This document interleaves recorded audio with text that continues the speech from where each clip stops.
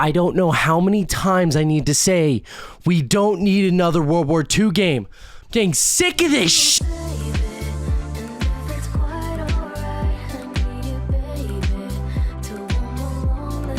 Alright, well, first off, as you can tell, we're here to talk about Call of Duty Vanguard. When I was doing more research on Call of Duty Vanguard, the first thing that popped up after I searched Call of Duty Vanguard into the Google search engine was, did Call of Duty Vanguard sell well? In its latest annual report for 2021, the company said it failed to execute, and the World War II setting didn't particularly grab fans.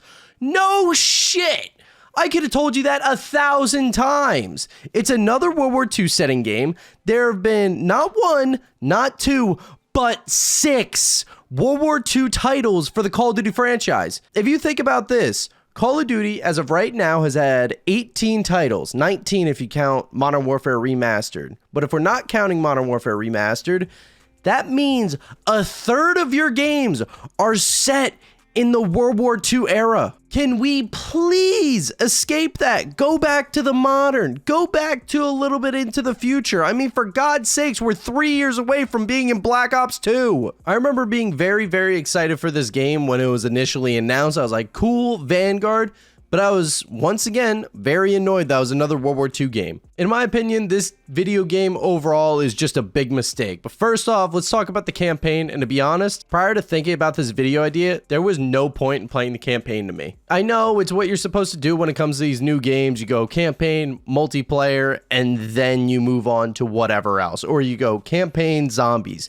Campaign is kind of like the staple in every single video game. It's almost like you have to play that in order to move on to the next step. I have skipped the campaign of these last couple games because they just haven't caught my attention. The last campaign game I played was 2019 Modern Warfare. I'll give the campaign this. It gives a cool perspective of all 4 different characters to see what backgrounds they come from and how they came about to be these prolific warriors. The game plays it safe design-wise and doesn't really want you to sit back. It seems in almost every aspect the team is always wanting you to push forward. The game seems to harp more on Polina Petrova, showing her as a fully fleshed out character with how much the game sticks with her. The movement abilities while playing as Petrova could have genuinely made a campaign strictly sticking with her and about her story. Visually, the game looks beautiful and is a perfect homage to a war cinema, with the game running at about a 5 to 6 hour runtime.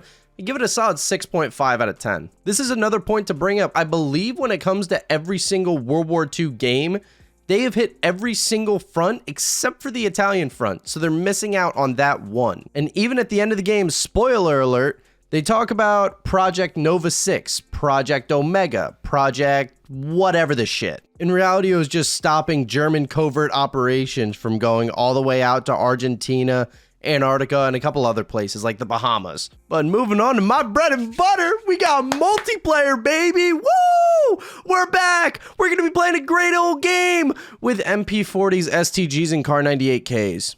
First thing when it comes to multiplayer, why? Just why did they have to add 3 different pacing types? 6v6, 8v8, 10v10, default, blitz, assault, whatever the hell you want to call it. I don't even know anymore. Didn't we already have a good setup with 6v6? And then if you want to play with more players, you could rock Ground War. And in Ground War, there was Domination, Kill Confirmed, Hardpoint, stuff like that. Didn't we already have a simple setup of 6v6 and 9v9? But no, let's do 6v6, 8v8, 10v10. Even sometimes on the super big maps, because you can't find players in 6v6, they bump it up to 7v7, and you end up playing a 14v14 in Blitz. Why? Who thought that was a good idea? I genuinely want to talk to the people over at the company that are making these executive decisions. If you can't tell, I'm very passionate about Call of Duty because I've been playing this franchise for like 13 years or 14. I don't even know. Since Modern Warfare 2, since Call of Duty 4 Modern Warfare that came out in 2007. I was 5. Instead of playing Ground War with 9v9, no, let's go to 32v32 on some Battlefield type shit where you could fly planes, drive tanks, drive vehicles. literally a copy and paste of Battlefield with the Call of Duty title in front of it. That's literally how they did it. Oh man, was I so glad to be back in year 3 of sitting in deep corners, slide canceling my tits off, and practically having arthritis moments before getting into a gunfight. Like I mentioned before, it's a World War II game, so it's your classic MP40 STG Car 98K layout of weapons. But don't worry, because you could put 10 attachments on it and modernize the hell out of it. This game was always supposed to be about World War II, keeping it realistic, keeping it old school, the wood, the metal. But here's Snoop Dogg coming out of left field. You could use the Bong Ripper sniper rifle, pop some headshots, smoke a doobie while you're at it. Feel free. Let's keep it to World War II. By the way, King Kong is in Caldera. So just thought I'd let you guys know. Y'all like anime? Well, here's an armored titan from Attack on Titans when they did that. I don't even know where their production company is coming up with this or why they're deciding to push this, but good for them. They're hitting every base. Real question is, what's next? Going into multiplayer, there are 16 maps off the rip, besides DLC maps that have been added later on. And can we get a drum roll, please, for the best DLC map to come to Call of Duty Vanguard, which is Shipment. It's back for like the 17th time. Also, don't forget about Das Haus, or in English, The House. Literally, they could have probably titled the map MP_The House, and people would be like, oh, cool. It's a modded map. When it comes to Shipment or Das Haus, all you really need is explosives, extended mags on any weapon you have, because you're gonna die every 3 seconds and you're not gonna be able to do anything. Or you could just mount on a barrel and just start popping headshots. This is by far the worst multiplayer experience I have ever had to deal with, on top of squad spawns. Imagine popping a clean 3-piece, then boom, all 3 of those enemies are right around the next corner to rock your ass. It's like when Tony Ferguson got knocked out by Michael Chandler, just lights out. They have a big variety of kill streaks, but then again, people are only going to use maybe 4 or 5 of them. The one thing I will say that was done right in this game is rank play. Even though the ranking system makes absolutely no sense, where I could go from making like 16 SR for a win, or I could go and make 95 SR. And for the friends that have played with me, absolutely hate me for when that happens, because they gain like maybe 8 at best. But if they lose, they're losing like 20. The ranking system makes no sense. Definitely needs a patch. It definitely needs to be fixed. But once again, the squad spawns make no goddamn sense. But I digress. It is one of the most fun times I've had playing Call of Duty in recent years. Zombies. The whole community of zombies. I love the zombies community, but what the fuck happened with Vanguard, man? The old layout of zombies was perfectly fine, and this new layout that was delivered to us in the late stage of Cold War, and it was cool for a couple weeks, called Outbreak, and then it was brought into Vanguard, and they completely screwed it up.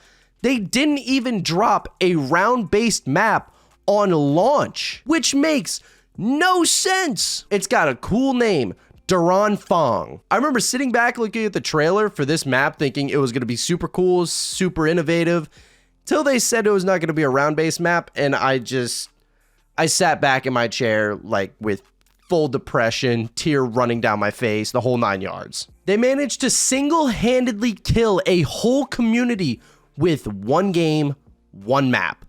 They somehow absolutely demolished it. Genuinely, I don't think there's a way to come back from how bad they screwed it up. What they were going to do, which I'm pretty sure it dropped, I'm not 100% sure. Haven't been paying attention to zombies, it is that bad. But they were going to re-release Shino Numa for, is that a 3rd time now? Black Ops 1, World at War, pretty sure it was in BO3. Yeah, that's going to be the 4th time. For those of you who don't know what Duran Fong is, or what the whole new zombies meta is for Vanguard, in the game you would travel to different parts of some multiplayer maps to complete new tasks, like hold down a certain area, transport this person here, simple stuff like that. In short terms, they're recycling old content because they're doing it via multiplayer maps and switching the outlook. It's kind of like when they did America on Black Ops Cold War. They changed America into a zombies map and made it a little bit bigger. Forsaken, I think that's what the name was called. I think Vanguard as a whole is just a very, very bad game. I was very excited for it when it first was released. I was annoyed that was another World War II game. I was like, all right, I'm going to be able to suck it up the whole year. And I can't do it anymore. I'm hoping with this next game coming out, Modern Warfare 2, 2022, it's actually good. Call of Duty so far has been on a steep decline, and it's going to be rough to bring it back. If you guys want to see more videos like this, let me know with a comment down below. And if you guys have anything else you guys want to mention that Vanguard did wrong that I haven't touched upon, feel free, drop a comment down below. But I will see you guys in the next video. Adios.